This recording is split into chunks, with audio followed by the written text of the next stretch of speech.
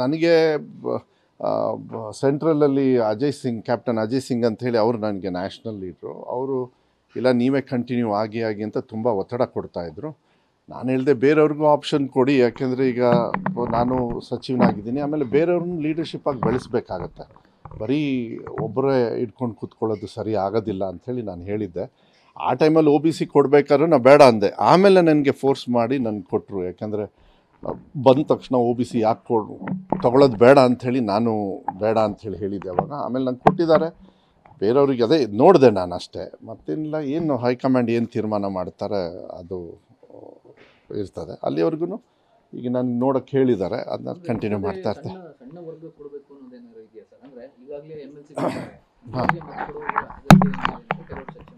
ಅದು ಭಾಳ ಹುಷಾರಾಗಿ ಮಾಡಬೇಕಾಗುತ್ತೆ, ಯಾಕೆಂದರೆ OBC ಅಂತಕ್ಕಂಥದ್ದು ಏನಿದೆಯಲ್ಲ ಅದು ಕಾಂಗ್ರೆಸ್ಸಿನ ಭಾಳ ದೊಡ್ಡ ಮಟ್ಟದ ಸ್ಟ್ರೆಂತು ವಿತ್ ಅದರ್ ಕಮ್ಯುನಿಟೀಸ್. ಎಲ್ಲ ಕಮ್ಯುನಿಟಿ ಜೊತೆಗೆ ಸ್ವಾಭಾವಿಕವಾಗಿ OBC ಎಷ್ಟು % ವೋಟರ್ಸ್ ಇದ್ದಾರೆ ಅಂದರೆ ನಾವು 55-56% ನಮ್ಮ ರಾಜ್ಯದಲ್ಲಿದ್ದಾರೆ, ಬೇರೆ ರಾಜ್ಯದಲ್ಲಿ 52 ಇರುತ್ತೆ, ಇನ್ನೊಂದು ರಾಜ್ಯದಲ್ಲಿ 65 ಇದೆ, ಹೀಗೆ. ಸೊ OBC ಜಾಸ್ತಿ ಇರೋದ್ರಿಂದ, ಭಾಳ ದೊಡ್ಡ ಮಟ್ಟದಲ್ಲಿ ಇರೋದ್ರಿಂದ ನೋಡಿಬಿಟ್ಟು ಸಮಾನತೆಯನ್ನು ನೋಡಿ ಮಾಡೋದು ಒಳ್ಳೆಯದು ಅಂಥೇಳಿ ನನ್ನ ಅಭಿಪ್ರಾಯ. ಬಟ್ ಏನು ಪಕ್ಷ ತೀರ್ಮಾನ ಮಾಡುತ್ತೆ ಅದಕ್ಕೆ ನಾನು ಬದ್ಧವಾಗಿರ್ತೀನಿ.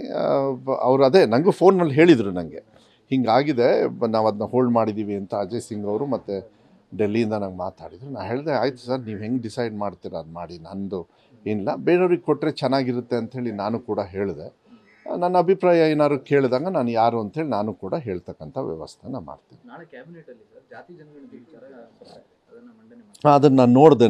ಅದನ್ನು ಮೊನ್ನೆ ನನಗೆ ನಮ್ಮ ಕೊಲೀಗ್ಸ್ ಯಾರೋ ಹಿಂಗೆ ಮಾತಾಡಿದಾಗ ಹೇಳ್ತಾಯಿದ್ರು, ಯಾಕೆಂದರೆ ನಾವು ಡಿಸೆಂಬರ್ ಎಂಡ್ ಒಳಗೆ ಅಂಥೇಳಿ ಮಾತುಕತೆ ಜನರಲಾಗಿ ಮಾನ್ಯ ಮುಖ್ಯಮಂತ್ರಿಗಳು ಕೂಡ ಮತ್ತು ಹೊರಗಡೆ ನಾವು ಮಾಹಿತಿಯನ್ನು ನಮ್ಮ ಸರ್ಕಾರದಿಂದ ಕೊಟ್ಟಿರೋದ್ರಿಂದ ಈಗ ನಾಳೆ ಏನಾಗುತ್ತೆ ನೋಡಿಬಿಟ್ಟು ಅದನ್ನು ಚರ್ಚೆ ಏನು ಮಾಡ್ತಾರೆ ಅದು ಮಾಡೋದು ಒಳ್ಳೆಯದು. ಜಾತಿಗಣತಿ ಮೇಲೆ ತುಂಬ ಇಲ್ಲಾಂದರೆ ಏನಾಗುತ್ತೆ, ನಾನು ಇನ್ನೊಂದು ಆರ್ಟಿಕಲ್ ನೋಡಿದೆ, ಅದು ಲೀಕ್ ಆಗಿದೆ ಮತ್ತು ಅದು ಬೇರೆ ಬೇರೆ ಮಾತುಗಳಿಗೆ ಹೊಟ್ಟೋಗ್ಬಿಡುತ್ತೆ. ಬಟ್ ಜಾತಿಗಣತಿ ಒಂದೇನೆಂದರೆ ಇದನ್ನು ಎಲ್ಲ ವರ್ಗದ ಸಮಾನತೆಯನ್ನು ನೋಡೋದಕ್ಕೆ ನಿಟ್ಟಿನ ಮೇಲೆ ನೋಡಬೇಕೇ ಹೊತ್ತು ರಾಜಕಾರಣಕ್ಕೆ ನೀವು ತಗೊಳ್ಬಾರ್ದು.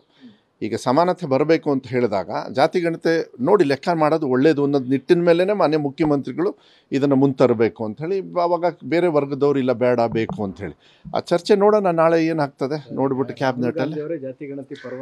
ಅದನ್ನೇ ನಾನು ಹೇಳ್ತಾರೆ,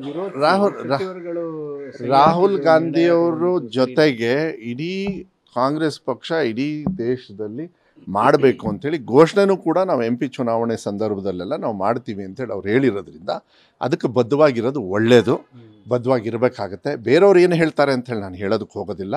ಕಾಂಗ್ರೆಸ್ ಪಕ್ಷದಲ್ಲಿ ಹೈಕಮಾಂಡು ಮತ್ತು ರಾಹುಲ್ ಗಾಂಧಿಯವರಲ್ಲಿಂದ ಮಾತಾಡಿರೋದ್ರಿಂದ ಜಾತಿಗಣತೆ ಬರಬೇಕು, ಚರ್ಚೆ ಆಗಬೇಕು, ಪ್ರೋಸೆಸ್ ಕಾನ್ಸ್ ನಡಿಬೇಕು, ಏನಾದ್ರು ಹೆಚ್ಚು ಕಮ್ಮಿ ಆಗಿದ್ದರೆ ಅದನ್ನು ಸರಿಪಡಿಸ್ಬೇಕು ಅಷ್ಟೇ. ನಾನು ಇದು ಜಾತಿಗಣತೆ ಇದು ಬಂದ ತಕ್ಷಣ ಇದೇ ಸರಿ ಅದೇ ಸರಿ ಅನ್ನೋದು ಆ ಚರ್ಚೆ ಸ್ಟಾರ್ಟ್ ಆಗಬೇಕಲ್ಲ, ಅದು ಆಗೋದು ಒಳ್ಳೆಯದು ಅಂಥೇಳಿ ನನ್ನ ಅನಿಸಿಕೆ. ಸಚಿವರ ಕಾರ್ಯವೈಖರಿಗೆ ಸಂಬಂಧಪಟ್ಟಂಗೆ ಮೊನ್ನೆ ಸುರ್ಜೇವಾಲಾ ಅವರು ಬಂದಾಗ ಒಂದು ರಿಪೋರ್ಟ್ ಸಬ್ಮಿಟ್ ಮಾಡಿದ್ದಾರೆ. ಎಲ್ಲ ಸಚಿವರು ವೈಯಕ್ತಿಕವಾಗಿ ನೀವು ರಿಪೋರ್ಟ್ ಕೊಟ್ಟಿದ್ದೀರಿ. ಸೊ ಒಂದು ಸಚಿವರ ಮೌಲ್ಯಮಾಪನ ನಡೆಸ್ತೀವಿ ಅಂತ ಮುಂದಿನ 60 ದಿನಗಳಲ್ಲಿ ಮಾಡಿಸ್ಲಿ, ಒಳ್ಳೇದೇ ಅಲ್ಲ. ಯಾರ್ಯಾರು ಹೆಂಗೆ ಪ್ರೋಗ್ರೆಸ್ ಮಾಡಿದ್ದಾರೆ ಅನ್ನೋದನ್ನ ಈಗ ತಂದೆ ಸ್ಥಾನದಲ್ಲಿ ಹೈಕಮಾಂಡ್ ಇರುತ್ತೆ, ಮಕ್ಕಳು ಏನು ಮಾಡ್ತಾರೆ ಅವ್ರನ್ನ ಇನ್ನೂ ಚೆನ್ನಾಗಿ ಯಾವ ರೀತಿ ತರಬೇಕು, ಮೇಲೆ ತರಬೇಕು, ಯಾವ ರೀತಿ ಮಾಡಬೇಕು ಅನ್ನೋದು ಅವ್ರ ಕರ್ತವ್ಯ ಆಗ್ತದೆ. ಮಾಡೋದು ಒಳ್ಳೇದು, ಮಾಡಲಿ, ಏನಿಲ್ಲ. ನಾನು ಬಟ್ ಆ ಚರ್ಚೆಗೆಲ್ಲ ನಾನು ಜಾಸ್ತಿ ಹೋಗೋದಿಲ್ಲ.